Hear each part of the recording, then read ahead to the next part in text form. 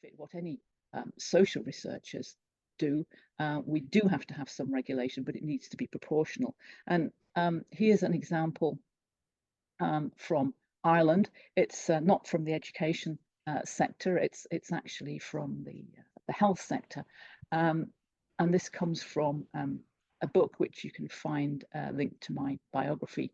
A palliative care academic working with some nurses in a hospital ward to look at how all nurses could have basic palliative care skills, because often the palliative care nurses on palliative care wards are good at it, but those on other wards are dealing with people who are perhaps at a stage of end of life, but don't necessarily have all the skills. So they had some meetings, they proposed to set up an action research group of nurses and patients from this chronic respiratory disease ward, and they put it to the University Research Ethics Committee, who duly rejected it, because the patients who had advanced disease to put them in an action research group would be too onerous for them, and asking patients to engage in a project, the outcome of which was not predetermined in terms of activities and time, was unacceptable. I think by outcome they mean like the process of the project.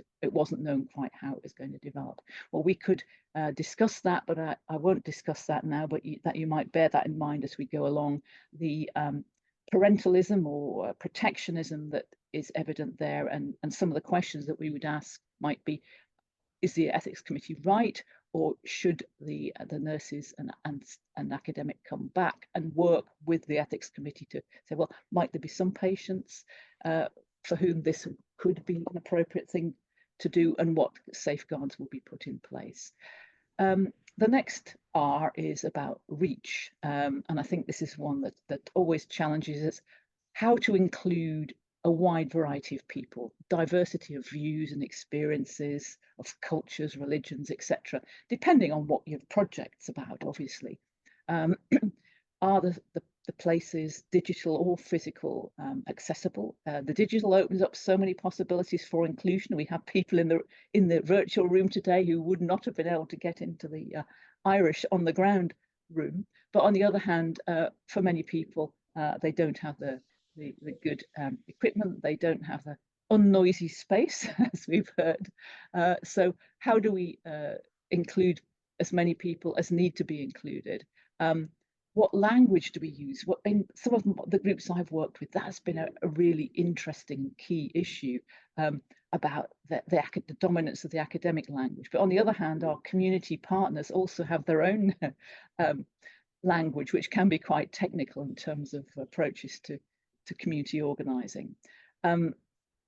And another issue is about adequate funding, because actually if we can't pay people not just their expenses but for their time, if they need it, then that will inevitably exclude people. Relationships, that is absolutely core. How to be as democratic as possible, how to maximise participation, how to handle dominance, hearing minority views,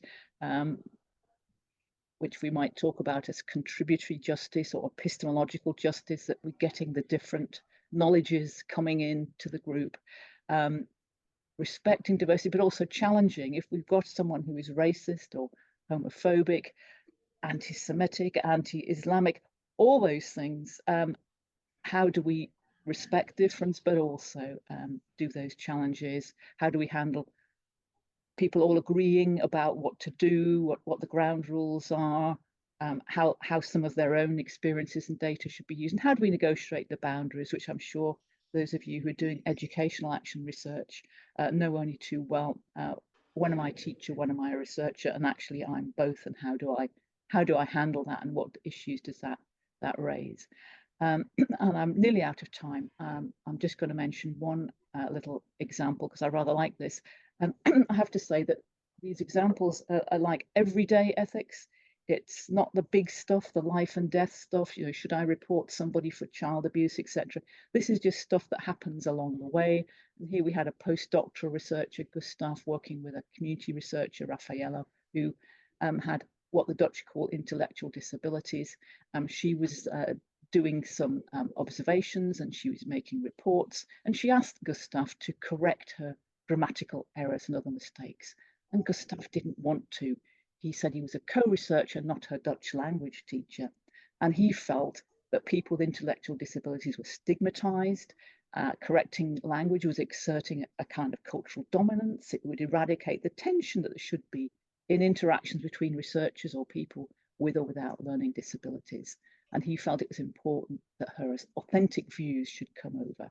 And he would only correct the reports if he couldn't understand them. But Raffaella, who in the book, this case example also comes from the book, she writes her own commentary in the book, and she said she really wanted him to be honest and to adjust to errors. She doesn't want people to consider her writing weird.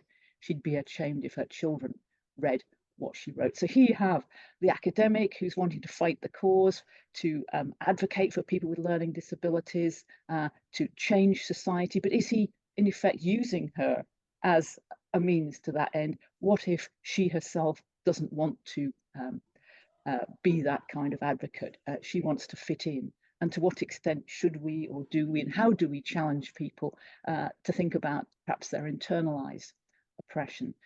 So another just small example, everyday example, but important to think about what we do about it. And the Research Ethics Committee, of course, doesn't consider any of that kind of stuff. Finally, the reporting: what to present, what form, whose standards, what language, who's acknowledged, do we anonymize people if they want or not? The dangers, even in participatory research, of extracting people's ideas, particularly academics, presenting it in reports, articles, universities taking it for their purposes of reporting on impact. How do we handle controversy? Some community groups might not want to report everything that's found if it's undermining the credibility of their group, if conflict is found, disagreements in views. And how do we do the campaigning and advocacy when we're doing the reporting? We wanted to change something in the system. And in response to the ethical challenges, a group of us led through the Durham University Centre for Social Justice and Community Action, produced some guidelines in 2012, and along with Marilena and people in the international collaboration, we revised them in 2022, and we'll give you a link to those on the web. They've got some core principles which are very similar, I think, to the core principles that you work by, but it's, of course, it's what's underneath those and how they're putting into practice that really counts. So we've got some guidelines for ethical practice, and you can see how these are just the stages of the research process. The ethics is just deeply embedded in all parts, and we put more in on design, data analysis, which is often an area where there's less participation, and the final point about ongoing dialogue and ethical reflection, which is very important to do. And we've got an appendix of various tips. And interestingly, the key tips, you can see two things there about the ethical review process, that seemed to be something that really people really wanted to tackle. How do we manage these processes, and how do we imagine it and get ourselves through? So there's a few exercises to encourage ethical reflection and a few cases that we've got from different parts of the world. And if you want to find out more, there's the link to the Centre for Social Justice and Community Action website. I'd also very strongly recommend the ICPHR as a great group to be part of. It's got a website there that you can have a look at, and we do have the ethics working group. And the book on the right is the one where those two case studies came from. So that is the end of my presentation. Thank you so much, Sarah. Very, very profound, thought-provoking information there around the dilemmas and the complexities of looking at this form of research and seeking ethical approval, and looking at the ethical difficulties with how you engage in this form of research. So thank you so much for that. And I think we'll move on to the breakout rooms straight away. Maureen, is that okay?